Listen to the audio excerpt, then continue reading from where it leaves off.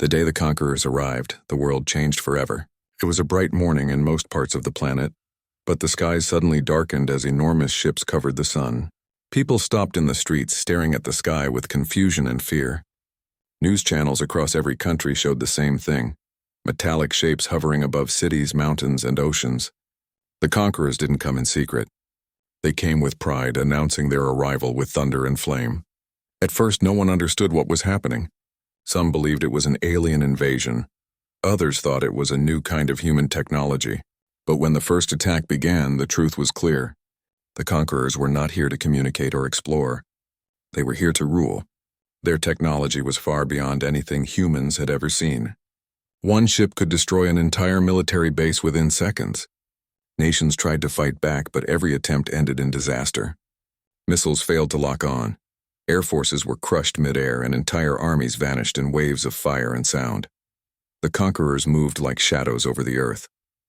They did not speak the languages of the people, but their message was clear: resistance meant death. Within days, world leaders tried to negotiate. They sent signals, peace requests, and even offers of surrender. But the Conquerors did not respond. They didn't need words. They only needed control. They began taking over major cities one by one.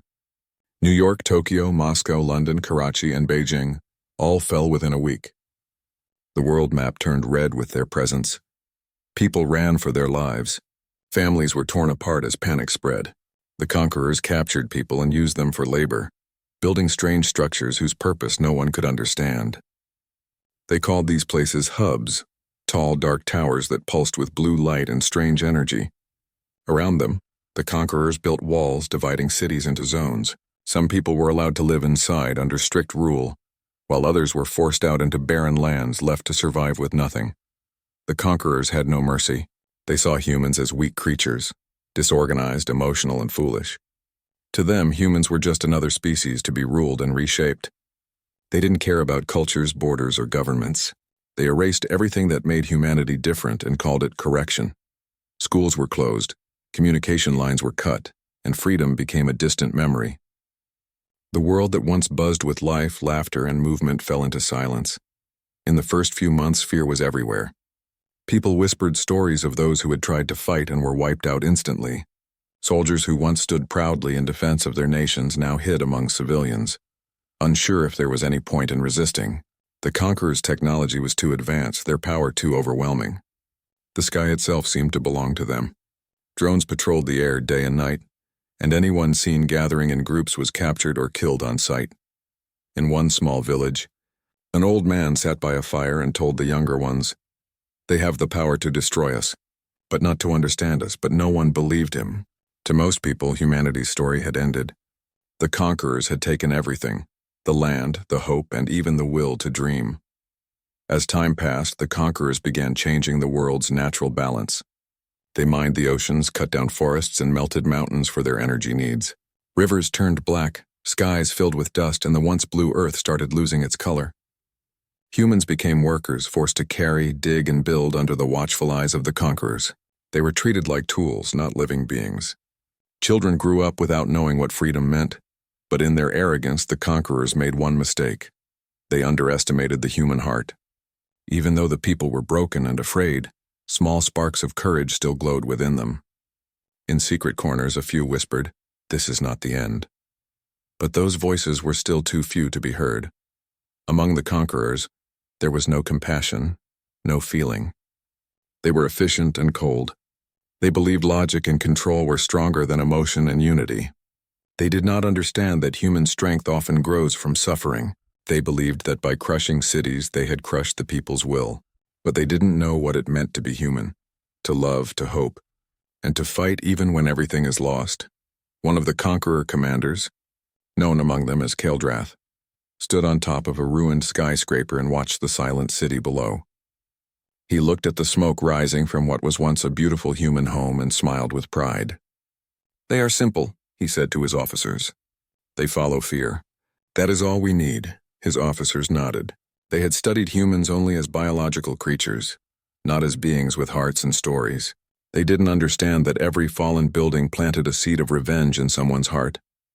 Meanwhile, far from the destroyed cities, Groups of survivors started to appear in the wilderness.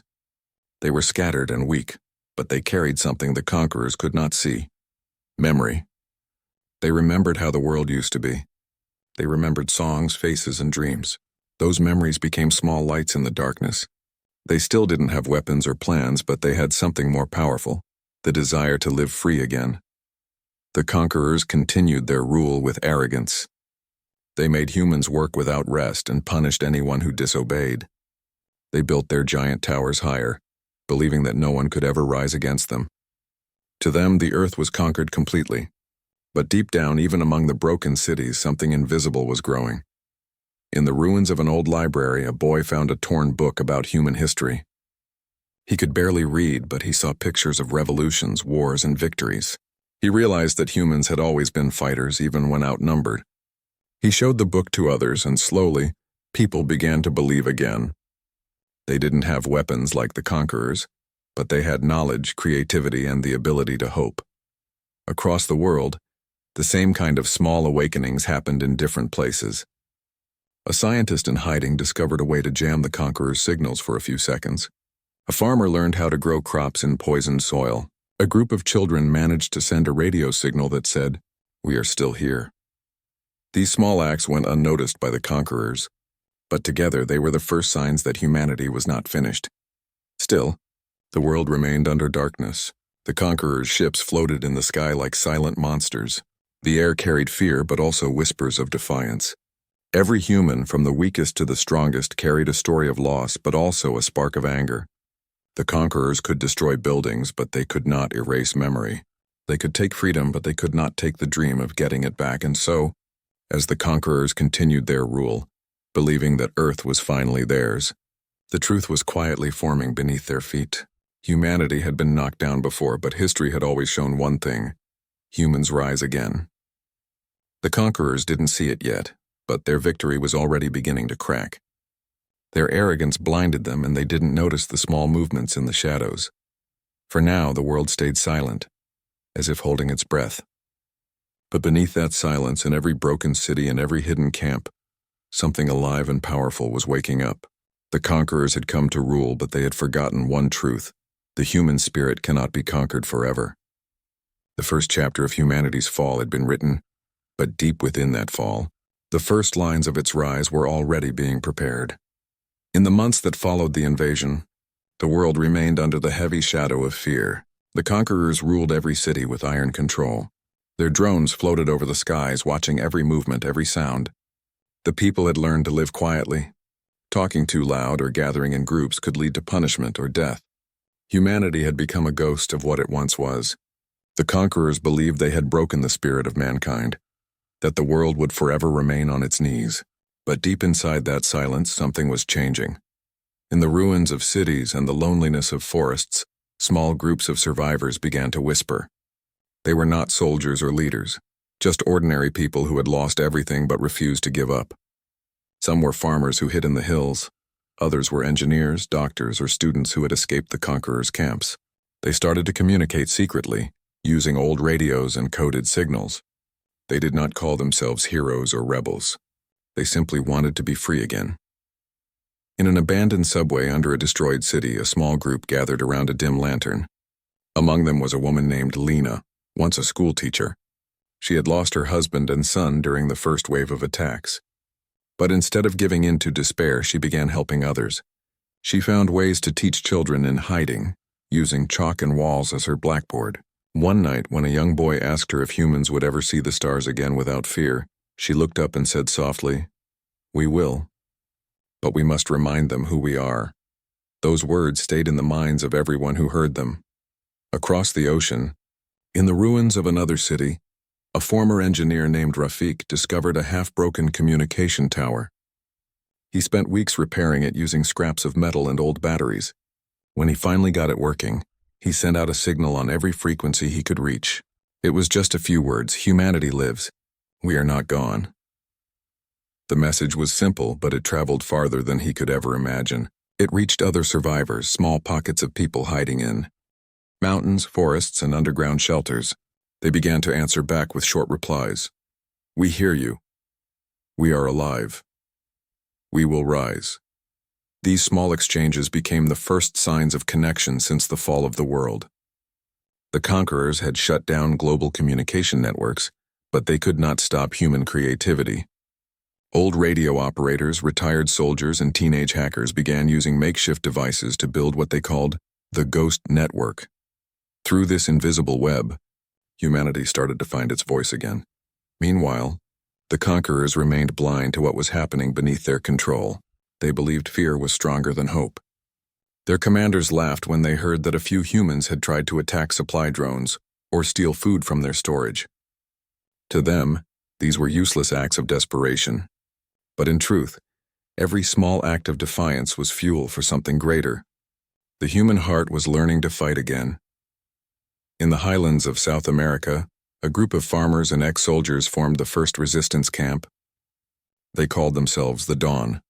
They had no powerful weapons, but they knew the land better than the Conquerors did. They used the mountains for cover, hiding in caves and moving silently through the night. One of them, a young woman named Inez, led daring missions to rescue people from labor camps. Her courage inspired others to join. When she was once asked why she risked her life, she replied, "Because if we don't fight, we are already dead."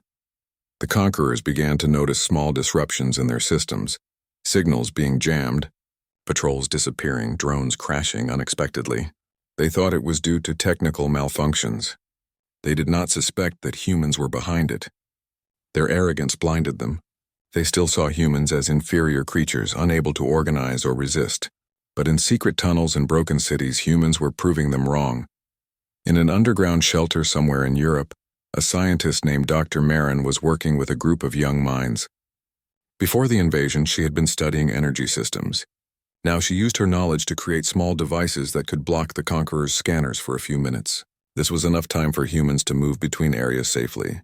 It wasn't much, but every small success gave people hope. Dr. Marin knew they couldn't fight head-on yet, but she also knew that technology could be turned against its masters. "They think they own everything," she told her group one night. "But their power comes from what we understand. And what we understand we can break."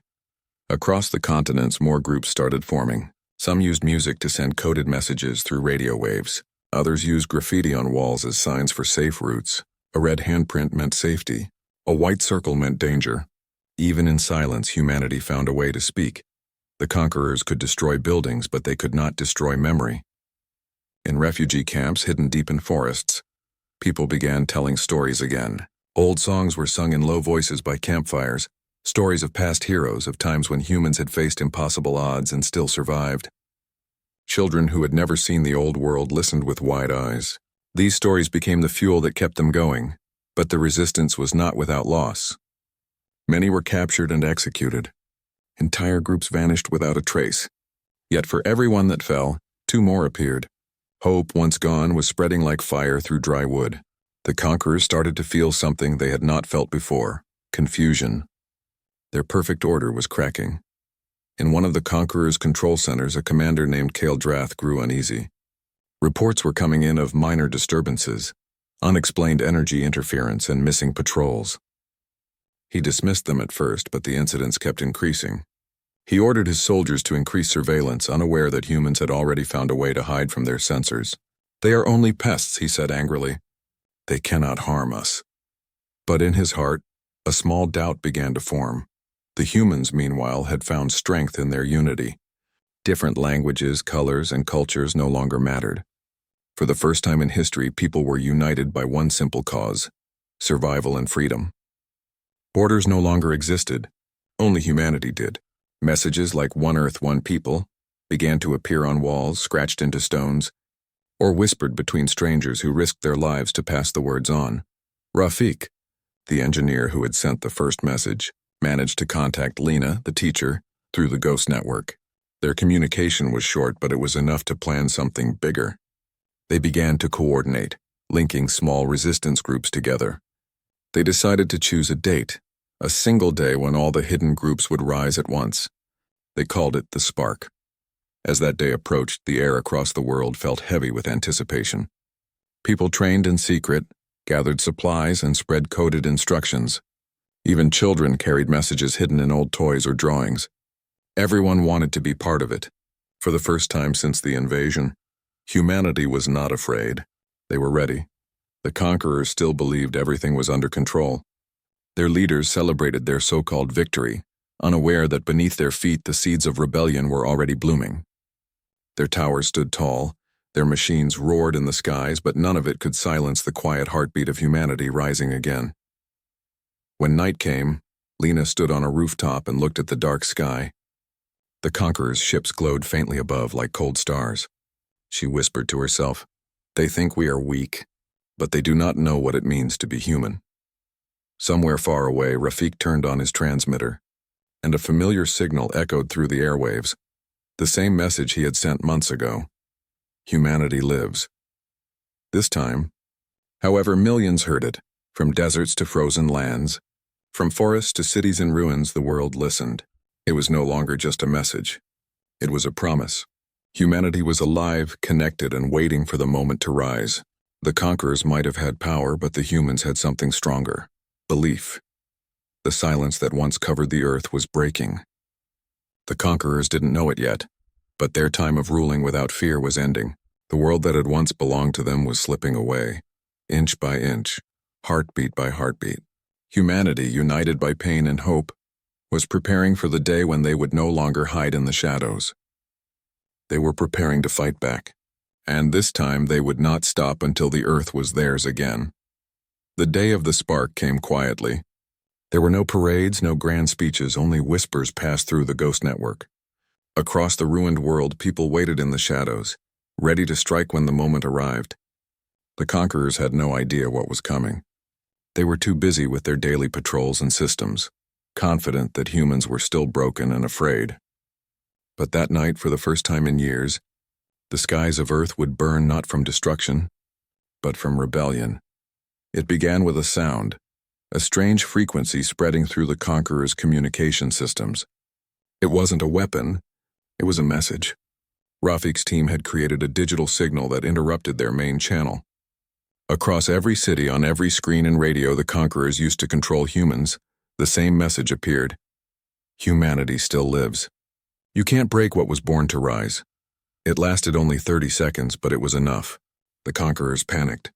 For a brief moment, their network went dark. At that very moment, across continents, small groups of humans emerged from hiding. In the forests, in the tunnels, in the ruins of old buildings, they began their fight. Lena and her group moved through the underground tunnels of their city, carrying makeshift explosives and stolen energy cells. They knew they couldn't match the Conquerors' technology, but they had learned to use their environment.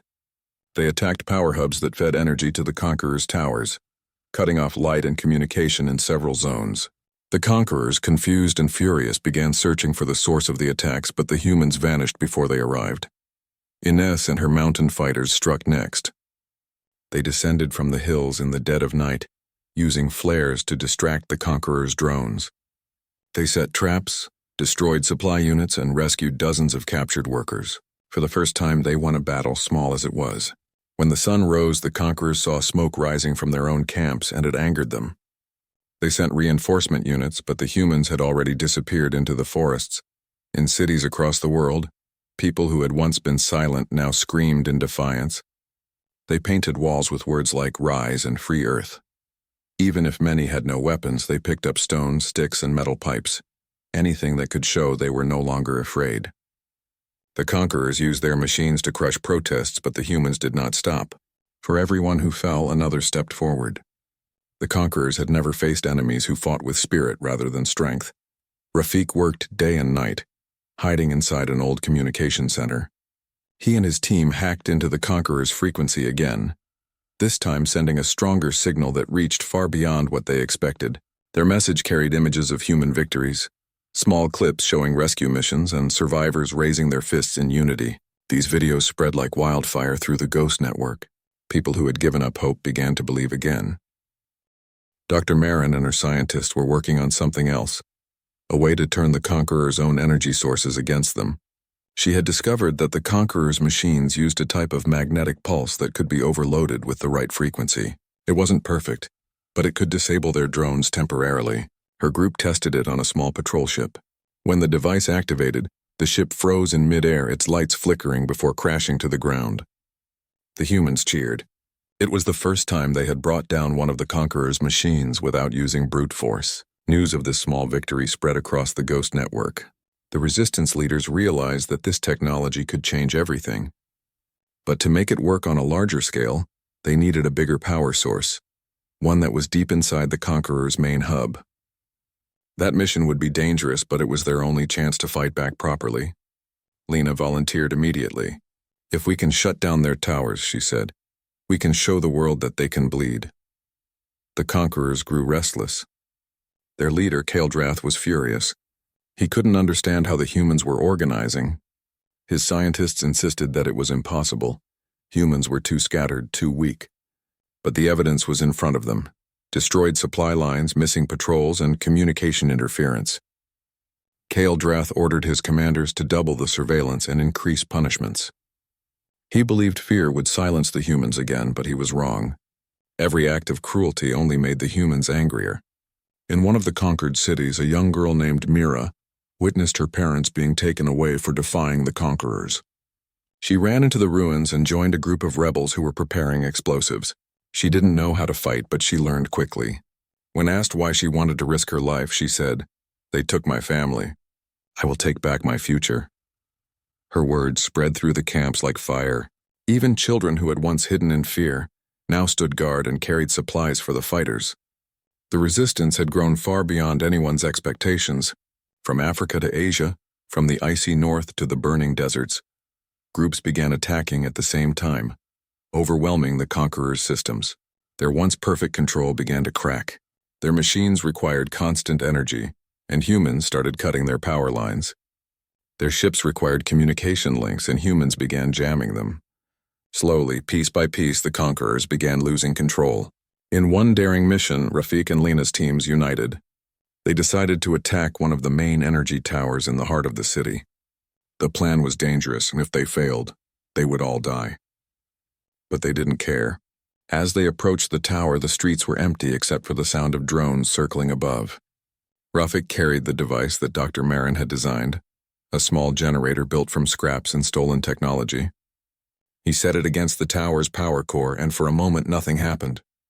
Then the ground shook. The tower's blue lights began to flicker and fade. Suddenly alarms blared. The Conquerors had detected the breach. Lena shouted for everyone to run. Drones fired from the sky, striking the ground around them. The explosion threw dust and smoke everywhere, but through the chaos the humans kept moving. They had only one goal: to escape and spread the news. Rafik stayed behind to make sure the device finished its job. He knew he wouldn't make it out alive, but he didn't hesitate. He whispered, "For Earth," before the blast consumed him. The tower collapsed with a roar, its energy core imploding into a storm of light. The entire city went dark. For the Conquerors, it was their first major defeat. For the humans, it was a symbol, proof that the impossible could be done. When the news spread through the Ghost network, people everywhere erupted in hope. They cheered in hidden camps, cried in underground shelters, and whispered Rafik's name like a legend. Humanity had struck its first true blow. Kael'drath was furious beyond measure. He ordered immediate retaliation. He commanded his forces to burn every hiding place and crush every trace of resistance. Massive ships rained fire on forests and mountains. Entire areas were wiped out, but even that could not stop the movement. The humans scattered and regrouped, always finding ways to survive. Every life lost only fueled their determination. Lena, though injured in the explosion, continued to lead her people. She could no longer walk without pain, but she never stopped moving. Her words became the voice of the rebellion. "They can destroy our homes," she said to her people, "but they can never destroy what lives inside us. We are humanity. We do not surrender." The Conquerors tried to cut the Ghost network, but it had already spread too far. It was no longer controlled by a single person. It had become part of humanity itself. Every man, woman, and child who wanted freedom carried it forward. Songs of resistance started to appear in the airwaves. Messages of courage spread across old television screens, written in glowing letters that read, "We are still here." The world had changed again, but this time, not because of fear. It was changing because of courage. The Conquerors had all the weapons, but humans had something far greater: unity. They had finally remembered who they were and what they could do when they stood together. The war was far from over, and the humans knew it. They still faced a stronger enemy, but now they had something that the Conquerors could never understand: belief in themselves. The fire of rebellion had been lit and it would not go out. The Conquerors had ruled through arrogance, but that arrogance had blinded them. They had forgotten that when pushed to the edge, humanity does not break. It burns brighter. And so in every part of the world, humans prepared for the next phase of the fight. The spark had turned into a flame, and that flame was spreading fast. The Conquerors, once so sure of their power, were beginning to realize that they were not fighting slaves or survivors anymore. They were fighting humanity, and humanity was rising. The fall of arrogance began quietly, just like the beginning of the war itself. The Conquerors still held most of the world, but something inside their ranks had started to change. They were no longer the confident rulers they used to be. Reports of sabotage and rebellion came from every direction. Their machines were breaking down faster than they could repair them. Entire squads were disappearing in the forests and deserts. And worst of all, fear, something the Conquerors had never known, was spreading among them. Drath, the great commander, stood before the central tower in what used to be Paris. The once beautiful city was now a wasteland of metal and ash. His soldiers waited for orders, their once perfect formation now broken by exhaustion. He looked at the cracked surface of their machines, the faint glow of their armor fading. "They are insects," he growled, "nothing more." But his voice lacked the power it once carried. Deep inside, even he began to feel the truth he refused to admit. The humans were winning in ways he could not understand. Everywhere on Earth, the resistance grew stronger. Humans no longer hid. They attacked openly. They had learned how to use the Conquerors' own technology against them. Dr. Marin and her team had developed a weapon that could shut down the Conquerors' drones and towers using a pulse of electromagnetic energy. It was dangerous and unstable, but it worked. When the first pulse was triggered over Asia, hundreds of enemy machines fell from the sky, crashing like rain.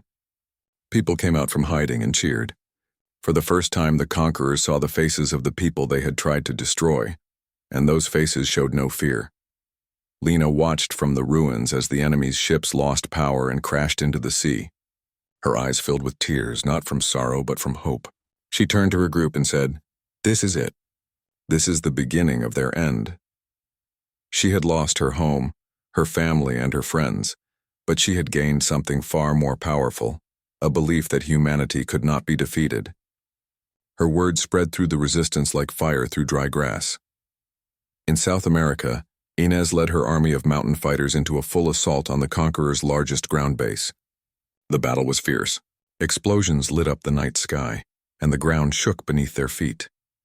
The Conquerors had stronger weapons, but the humans fought with everything they had: courage, anger, and unity. Inez charged forward through the smoke, shouting orders and firing at their machines. Her people followed her fearlessly. When one of the Conqueror mechs tried to crush them, they lured it into a narrow canyon where it couldn't turn. They trapped it, climbed onto it, and planted explosives inside. The explosion tore through the air like thunder. When the smoke cleared, the Conqueror base was gone. The mountains echoed with the cries of victory. Meanwhile, the Ghost Network had evolved into something even greater. It was no longer just a tool for communication. It had become a lifeline. Every human, from the youngest child to the oldest survivor, contributed to it. Farmers used it to warn others of patrols. Scientists shared discoveries, and soldiers used it to coordinate attacks. It was humanity's invisible army, impossible to destroy. Even when the Conquerors tried to jam the signals, the humans found new ways to reconnect. It was as if the Earth itself had started speaking through them. Drath's commanders began to question his leadership. They could no longer hide the truth. Their power was fading. "The humans are adapting too quickly," one of them warned. "They have learned our systems." Drath slammed his fist against the console. "Then destroy them all," he roared. But destruction no longer worked. The humans no longer feared death. They had seen too much of it already. Every person who died became a reason for 10 more to fight. In the cities, the Conquerors' towers, the tall black structures that powered their domination, started to fall one by one. The resistance had learned how to overload their cores. When a tower fell, it caused a chain reaction that weakened others nearby. Whole regions of the planet began to free themselves. The sky, once filled with the Conquerors' ships, was now filled with smoke and the sounds of human victory. In one of the largest remaining cities under Conqueror control, Lena led a dangerous mission to capture the central hub. The hub was the heart of the Conqueror's control system. If destroyed, it would shut down their entire network on Earth. The mission was nearly impossible, heavily guarded, surrounded by machines, and located deep underground. But Lena didn't hesitate. She gathered a team of engineers, fighters, and even children who had grown up under occupation. "We end it tonight," she told them. They moved through tunnels, avoiding patrols and drones. Every step brought them closer to the hub. The air was thick with dust and tension. When they reached the control chamber, they saw the massive energy core pulsing like a living heart. Rafiq's design, saved and improved by Dr. Marin's team, was their weapon. They attached the device to the core and began the sequence. Suddenly, alarms blared. The Conquerors had detected them. The room filled with soldiers. Lena and her team fought desperately. The sound of gunfire echoed through the chamber. One by one, her people fell, but they kept fighting. A young boy named Amir, barely 16, managed to activate the final switch. "For Earth," he shouted before a blast threw him against the wall. The device began to glow brighter and brighter until a wave of light burst outward, sweeping through the entire city. Every Conqueror machine froze mid-movement. The hum of their energy faded into silence. The humans outside saw the lights of the hub flicker and die. For a moment, the world seemed to stop. Then a cheer rose from the crowd, louder than thunder. The Conquerors were retreating. Their ships lifted off, disoriented and broken. Some crashed into the sea, others vanished into the sky. Humanity had struck a blow so deep that the Conquerors could never recover. Hildrath watched in disbelief from his command ship. His empire was collapsing. His soldiers were refusing orders, his systems were shutting down, and his pride, his greatest weapon, was turning into his downfall. "How?" he whispered. "How did they do this?" A captured human scientist chained nearby looked him in the eye and said quietly, "You never understood us. That is why you lost." In the following days, chaos spread among the Conquerors. Their hierarchy crumbled as communication between their fleets failed. Some tried to escape Earth, others fought among themselves. Without their towers and machines, they were weaker than ever. The humans seized the moment. Resistance groups from around the world united for the final push. Inez, wounded but unbroken, led her fighters into one last battle near the equator, where the Conquerors' last fortress stood. It was surrounded by walls of steel and guarded by their remaining machines. But humanity came with numbers. Thousands upon thousands of people from every corner of the world, marching together under one flag, a simple white cloth with a blue circle, symbolizing Earth. The battle was long and brutal. The ground shook and the air burned with fire and smoke, yet no one stopped. Even when their weapons broke, they kept moving forward with bare hands and burning hearts. When the fortress finally fell, the Conqueror's leader tried to flee. But Lena, with the help of a small team, caught him near the wreckage of his ship. He looked at her with disbelief, his arrogance still refusing to die. "You are nothing," he spat. "You are weak creatures. You don't deserve this world." Lena stepped closer and said in a calm voice, "We don't deserve it. We fight for it." Then she turned away as her people dismantled his ship. The Conquerors who survived were captured or fled into the dark corners of the universe. Humanity stood together once more, battered but alive. The skies that had been filled with fear now glowed with the light of freedom. Cities began to rebuild, and people came out of hiding for the first time in years. The ruins that once represented despair now became symbols of strength. Lena walked through the remains of the city and saw children playing among the rubble. She smiled through her tears. "They tried to destroy us," she whispered, "but they only made us stronger." All across the world, similar scenes unfolded. Families reunited, songs returned, and laughter echoed again. The Conquerors had believed that power and fear could rule forever. But they had forgotten the oldest truth of all, that no force in the universe could break the spirit of humanity. The fall of arrogance was complete. The Conquerors had learned too late what humans had always known. Even in darkness, humanity never gives up. When crushed, they rise. When broken, they rebuild. When silenced, they find a voice. And as the sun rose over the new world, the people of Earth stood together under the clear sky, free once again. The war had ended, but the story of human strength had only just begun. The last conqueror had fallen, and for the first time in years, the Earth was quiet, not with fear, but with relief. The world looked different, scarred and broken from battles, but alive. The people who had survived the long war now faced a new challenge, rebuilding what had been destroyed and remembering what they had fought for. Cities lay in ruins, forests had been burned, and oceans were polluted. But even in the middle of devastation, there was hope. Humans had survived, and that was the beginning of everything. Lena walked through what used to be the heart of a great city. The buildings were shattered, streets littered with debris, and the air still smelled of smoke and metal. Everywhere she looked, she saw reminders of both pain and courage. Here, a child had saved her younger sibling during a bombing. There, a small group of neighbors had fought off enemy drones to protect their home. These stories were repeated in every corner of the world. Tales of bravery, determination, and selflessness. Humanity had endured not just because of weapons or strategy, but because ordinary people had refused to give up. Communities began to come together. People who had once been strangers now helped each other rebuild. Farmers shared seeds, engineers repaired broken machines, and children cleaned rubble, laughing despite the chaos around them. Humans who had once been divided by borders, culture, or language now realized that unity was their greatest strength. Every act of kindness, every shared meal, every repaired home was a small victory, proving that survival was about more than just fighting. It was about caring for one another. The conquerors, machines, and towers, once symbols of absolute control, were now silent. Many were dismantled, repurposed, or melted down to build homes and schools. The people did not seek revenge. They understood that hatred could destroy them as much as it had nearly destroyed the world. Instead, they worked to ensure the mistakes of the past would not be repeated. Lessons were written into books, stories were told to children, and memories were shared openly. History itself became a teacher, reminding humanity that freedom must always be protected. Lena and her team traveled across continents, speaking to survivors, helping coordinate rebuilding efforts, and ensuring that no one was left behind. They met scientists who had been hiding in remote areas, sharing knowledge about energy systems, medicine, and agriculture. These discoveries allowed humans to recover faster than anyone expected. What was once a planet under fear and control slowly transformed into a world of hope and progress.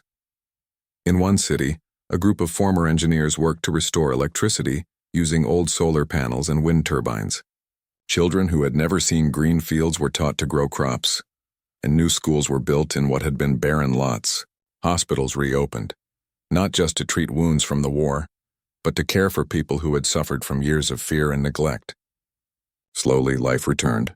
Humanity began to breathe again, free from oppression and able to dream of the future. The survivors also discovered that the conquerors had left behind advanced technology, including machines and energy sources far beyond human understanding. Instead of exploiting it carelessly, humans learned to study it carefully. Scientists like Dr. Marin worked tirelessly to turn this technology into tools for rebuilding rather than destruction. Cities were powered more efficiently. Clean water was restored to rivers, and communication networks connected even the most remote villages. Humanity was learning not only to survive but to thrive. Children, who had grown up during the invasion, became the symbol of the new world. They carried stories of bravery, lessons of resilience, and dreams of peace. These children learned that courage was not just about fighting, but about hope, empathy, and perseverance. Schools taught the history of the invasion, the rise of the resistance, and the power of unity. No one wanted the next generation to forget what humanity had endured and what it was capable of achieving. Across the planet, humans celebrated their victory not with weapons or monuments to war, but with life. Music returned to the streets, laughter echoed in the ruins, and festivals were held in places that had been destroyed. People painted murals of the battles they had fought, not glorifying violence but showing the courage and resilience of ordinary people. The world was healing piece by piece, and humanity was rising stronger than ever. Even the survivors of the conquerors who remained on Earth were treated carefully. They were not executed but observed and given the choice to leave peacefully. Humans had learned that true victory was not just about defeating an enemy. It was about reclaiming life and ensuring that freedom remained for everyone. The conquerors' arrogance had failed because they had ignored what humans valued most: connection, courage, and hope.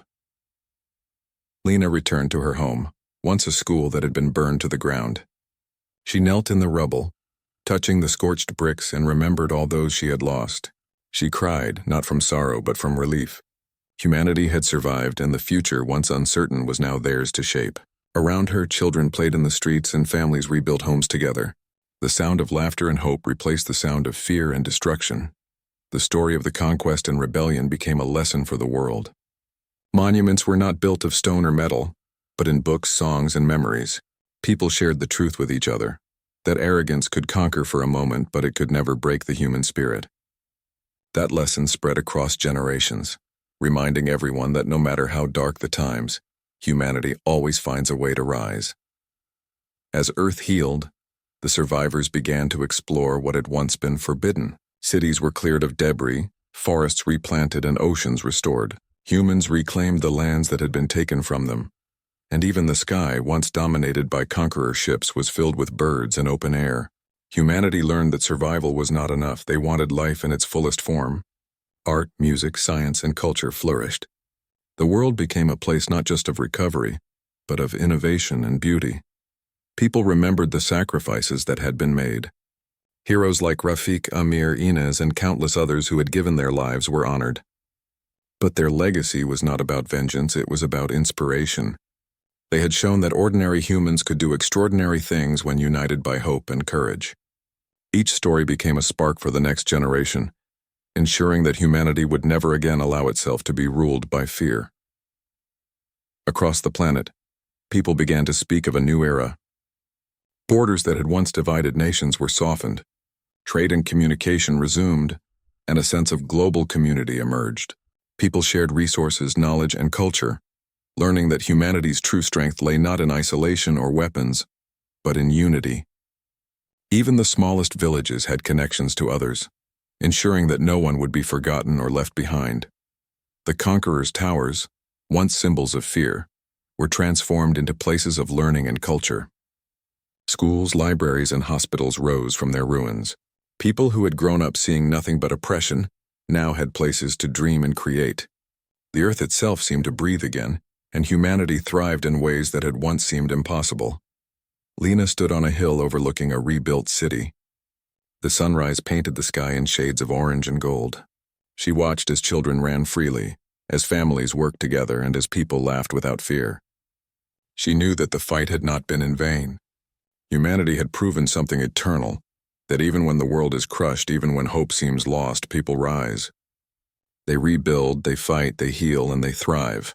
Everywhere, humans carried this lesson forward. Even in places far from cities and towns, people rebuilt their lives, taught their children the truth of history, and worked together to ensure that freedom was never again taken for granted. The conquerors had come believing Earth would bow before them, but they had forgotten the most important truth. The human spirit cannot be defeated. And so, humanity rose. Not because it had power, but because it had heart, courage, and unity. It rose from ruins, from fear, and from loss. It rose stronger, wiser, and more connected than ever before. The conquerors were gone, but their failure had left a lasting gift, a planet reclaimed, a people united, and a lesson written into the very fabric of history. Arrogance may conquer for a moment, but humanity always rises. The world had learned a hard lesson, but it was a lesson that would last forever. Freedom, courage, and unity had won. The skies were clear, the earth fertile, and humans once again masters of their destiny. And in every heart, from the oldest survivor to the youngest child, lived the unshakable truth. No matter how many times humanity falls, it will always rise again.